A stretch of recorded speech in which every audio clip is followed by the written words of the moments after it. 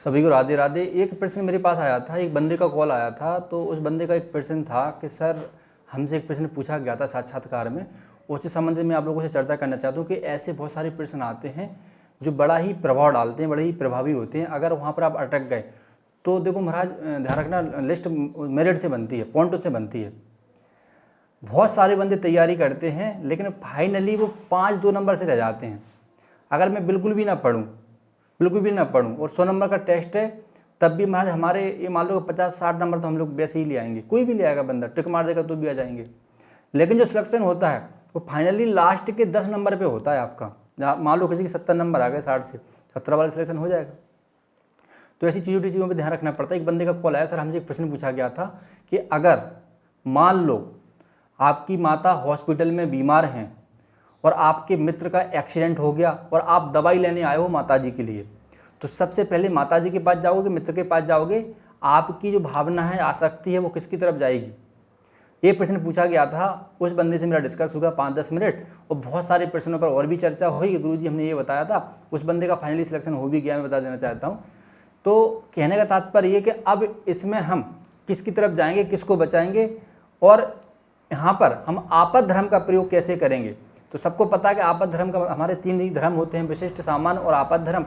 तो ज़्यादातर हमें कलयुग में, आज की स्थिति में आपद धर्म का प्रयोग करना पड़ता है, यानी कि हमें अपने कर्तव्यों में थोड़ा सा परिवर्तन कर लेना होता है। लेकिन ध्यान रखना, कहीं पाप ना हो जाए, कोई गलत ना हो जाए, कहीं हमारी जो भक्ति है, हमारी श्रद्धा है, कहीं वो ना बिखर जाए। इसका प्रॉपर ध्यान रखते हुए आप आपद धर्म का प्रयोग कर सकते हो। देखो महाराज, अब आपके बहुत सारे मन में भाव आ रहे होंगे कि हम मित्र को बचाएंगे कि माता को बचाएंगे, हम कहाँ पे जाएंगे। तो सही आंसर है इसमें, मैं बताना चाहता हूँ आप लोगों को। तो सबसे पहले हम मित्र की तरफ भागेंगे, क्योंकि उन्होंने ये बोला है कि मित्र का एक्सीडेंट हो गया है और माता आपकी हॉस्पिटल में बीमार हैं, तो किसकी तरफ जाओगे? तो हम सबसे पहले मित्र की तरफ जाएंगे, क्योंकि मित्र को हो सकता है कि ब्लड की आवश्यकता हो, रक्त की आवश्यकता हो, उसको हो सकता है पता नहीं क्या स्थिति है एक्सीडेंट की, तो उसका हालचाल जानेंगे। माता बीमार हैं लेकिन वो स्थिति में नहीं है जो स्थिति में जो संभावना है मित्र के साथ बन सकती है, वो माता के साथ ऐसा कुछ भी नहीं हो सकता। और दूसरी बात यह है कि जब माता हॉस्पिटल में तो उनके साथ कोई ना कोई तो होगा, पक्की बात है, कोई नहीं होगा तो डॉक्टर तो हैं उनके साथ। लेकिन मित्र युवा है, हो सकता है कि उसका जो जीवन की जो शुरुआत है कहीं वो अंत में ना बदल जाए, तो हम मित्र की तरफ पहले जाएंगे।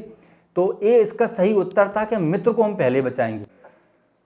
बंदा बोला कि सर हमसे एक प्रश्न पूछा गया था कि मान लो, और ये प्रश्न मैंने कई बार आपके ऑनलाइन वीडियो में भी रखे हैं, लाइव क्लासेस चलती हैं हमारी उसमें भी रखी हैं, कि मैंने हमेशा बोला है कि अन्य धर्मों की जानकारियाँ आपके पास होना बहुत आवश्यक है। हम लोग अन्य धर्म की जानकारियाँ, जो भी भाव हुए मन में, हम पढ़ते नहीं बिल्कुल भी, जो कि वो ये देखते हैं कि आपको अन्य धर्म की जानकारी कितनी है बेसिकली। तो बंदा बोला सर हमसे ये पूछा गया कि मौलवी साहब छुट्टी चले गए तो फिर हम पूजा पाठ करा पाएंगे, करा पाएंगे, तो आप क्या क्या जानते हो बताइए। मान लो मौलवी साहब छुट्टी चले जाएं और आपको उनकी पूजा पाठ कराना है, तो आप कैसे करा पाओगे? तो महाराज को अगर आप मना करते हो कि हम नहीं करा पाएंगे क्योंकि हमने अपने धर्म के बारे में पढ़ा है, हमें ओनली कर्मकांडी आयतें नहीं आती, ओनली हमें कर्मकांडी आते हैं, हमें आयतें नहीं आती, तो आपको यहाँ पे पॉइंट कर सकते हैं, नंबर कर सकते हैं, क्योंकि नो के नंबर ही कटते हैं महाराज। अगर आप कुछ बताने का प्रयास करते हो तो नंबर जुड़ते हैं, 10 नहीं मिलेंगे 2 नंबर तो मिलेंगे। लेकिन आपने कोशिश तो करी, ये भी देखते हैं। देखो प्रभु, जैसे हमारे 16 संस्कार होते हैं, जैसे हमारे संस्कार होते हैं, व्यवहार में 22 संस्कार होते हैं, हमारे जीवन में, संपूर्ण जीवन में 16 संस्कार होते हैं, ऐसे ही अन्य धर्म में, अगर हम मुस्लिम धर्म की बात करें तो उनके भी महाराज कई प्रकार के संस्कार होते हैं। तो जो उनके जो संस्कार होते हैं बेसिकली हमको पता रहता है, और नहीं भी पता है, मान लो हमको बोल दिया गया कि हमें पूजा कराना है मस्जिद में जाके, या फिर उनके समुदाय में जाके हमें कुछ ना कुछ कराना है, तो महाराज हम मना नहीं करेंगे, हम बोलेंगे सर हम बिल्कुल जाएंगे श्रीमान जी, और जाएंगे हम वहाँ पर क्या तरीका अपनाएंगे कि जो वहाँ पर उनके समुदाय में जो श्रेष्ठ होगा उसको पकड़ लेंगे, उसके माध्यम से हम मैनेजमेंट हम बना देंगे और उन्हीं से उनकी पूजा करा देंगे। बेसिकली सभी जानते हैं। तो उनके धर्म में तो कंटिन्यू अभ्यास भी रहता है, ज़्यादातर देखा जाए तो 5 बार नमाज पढ़ते हैं।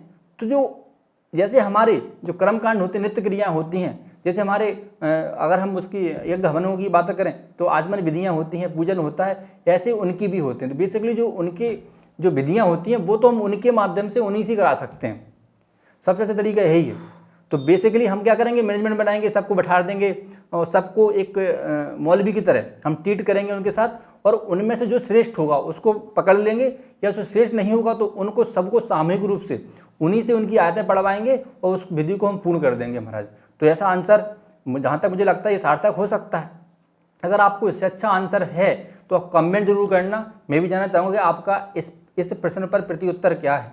तो मैं इसका इंतजार करूँगा। दोनों प्रश्नों के आप उत्तर चाहो तो कमेंट में दे सकते हो, इससे आपका अभ्यास ही होगा। जय हिंद, वंदे मातरम।